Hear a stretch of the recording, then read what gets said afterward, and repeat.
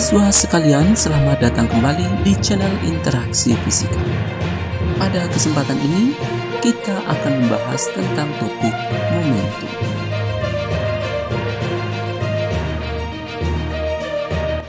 Tujuan pembelajaran dari video pembelajaran kali ini adalah diharapkan setelah mengikuti pembelajaran ini, kalian dapat menjelaskan pengertian momentum, yakni pengertian momentum dalam fisika.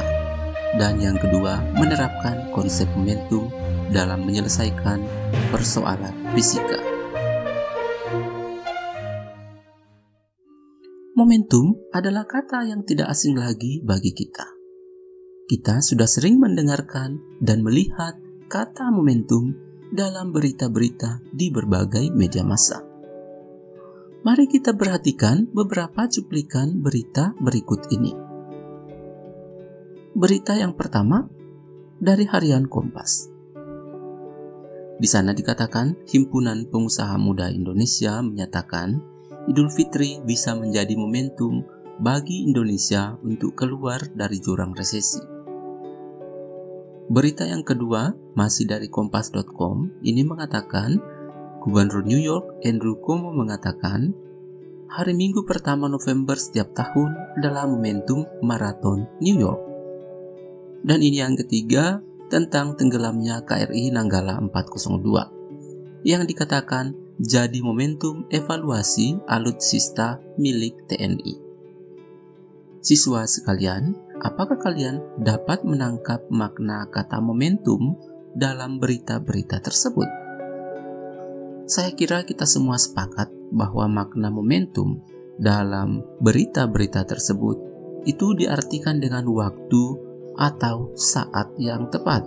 Misalnya pada berita nomor 1, dapat saja kita mengatakan bahwa berita ini sama saja dengan Himpunan Pengusaha Muda Indonesia menyatakan Idul Fitri bisa menjadi saat yang tepat bagi Indonesia untuk keluar dari jurang resesi. Nah, siswa sekalian, apakah pengertian momentum dalam kehidupan sehari-hari atau pengertian momentum yang sering kita jumpai dalam berita-berita di media massa sama dengan pengertian momentum dalam fisika? Bagaimana sebenarnya pengertian momentum dalam fisika? Mari kita perhatikan ilustrasi berikut. Misalnya ada dua buah benda jatuh dari ketinggian yang sama.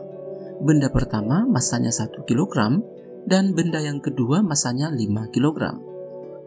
Anda disuruh memilih untuk menangkap salah satu dari benda tersebut. Benda mana yang akan Anda tangkap? Kita semua akan memilih benda yang masanya lebih kecil, karena benda yang masanya lebih kecil ketika jatuh bebas akan lebih mudah ditangkap. Hal inilah yang disebut dengan momentum, yaitu tingkat kesukaran untuk mengubah arah gerak benda atau tingkat kesukaran untuk menghentikan gerakan sebuah benda. Jadi momentum hanya dimiliki oleh benda yang bergerak. Momentum tidak dimiliki oleh benda yang diam. Atau benda yang diam memiliki momentum sama dengan 0. Lalu bagaimana cara menghitung momentum? Jika sebuah benda bermassa M bergerak dengan kecepatan V, maka benda tersebut akan memiliki momentum sebesar P sama dengan massa kali kecepatan. Di sini P adalah simbol dari momentum, M adalah massa, V adalah kecepatan benda. Sehingga karena kecepatan benda memiliki satuan meter per sekon, massa memiliki satuan kilogram, maka momentum akan memiliki satuan kilogram meter per sekon. Jadi ini adalah satuan dari ketiga besaran di atas. Sekarang kita perhatikan kembali persamaan P sama dengan M kali V. Karena V adalah kecepatan, yakni besaran vektor, yaitu besaran yang memiliki arah dan nilai, dikalikan dengan massa yang adalah besaran skalar. Hasil kali dari sebuah skalar dengan sebuah vektor akan menghasilkan sebuah vektor, sehingga momentum adalah besaran vektor, yang sekali lagi berarti momentum memiliki besar dan arah. Arah momentum ditentukan oleh arah kecepatannya. atau arah momentum searah dengan arah kecepatan. Bentuk lain penulisan vektor P sama dengan massa dikali vektor V yang banyak kita jumpai dalam buku teks adalah seperti ini, di mana P ditulis dengan bold, V juga ditulis dengan bold, menunjukkan bahwa momentum dan kecepatan adalah besaran vektor. Sekarang mari kita melihat penerapan dari konsep momentum. Contoh yang pertama, misalnya sebuah mobil bergerak dengan kecepatan 36 km per jam, arahnya ke kanan. Jika massa mobil ini 150 kg, berapakah momentum mobil tersebut? Nah, silakan dihitung terlebih dahulu. Agar memudahkan, silakan di-pause videonya. Jika Anda telah selesai menghitung, sekarang mari kita cocokkan jawaban Anda. Kita menggunakan persamaan P sama dengan M kali V. Kecepatan mobil 36 km per jam, kita konversi terlebih dahulu ke dalam satuan meter per sekon. Berarti sama dengan 36 kali 1000 meter per 3600 sekon. Karena 1 km adalah 1000 meter dan 1 jam adalah 3600 sekon. 20 ini habis dan 36 dengan 36 juga saling menghilangkan. Hasilnya 10 meter per sekon. Dengan demikian, momentum benda adalah 150 kali kecepatannya 10 diperoleh 1500 kg meter per sekon. Satuan lain dari momentum adalah Newton sekon, sehingga bisa juga ditulis 1500 Newton sekon. Selanjutnya, kita tuliskan arah momentumnya adalah ke kanan. Contoh yang kedua. Ini adalah Andi yang bersepeda dengan kecepatan 4 meter per sekon ke kanan, dan Alex naik sepeda motor dengan kecepatan 20 meter per sekon ke kiri.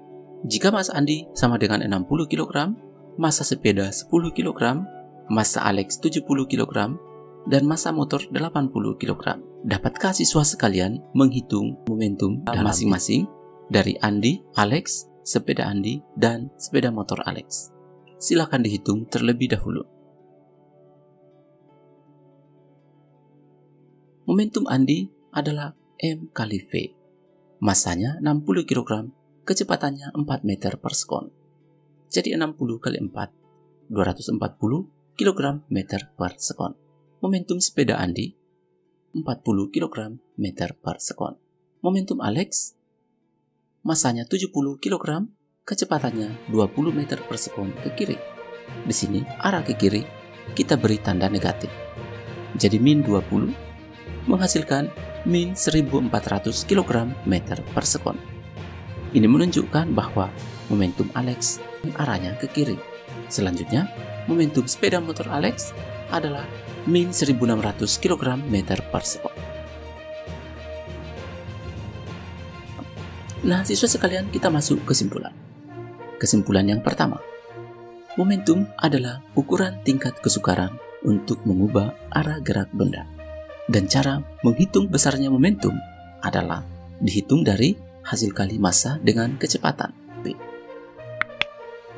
Dan ketiga, momentum adalah besaran vektor, yakni memiliki besar dan arah.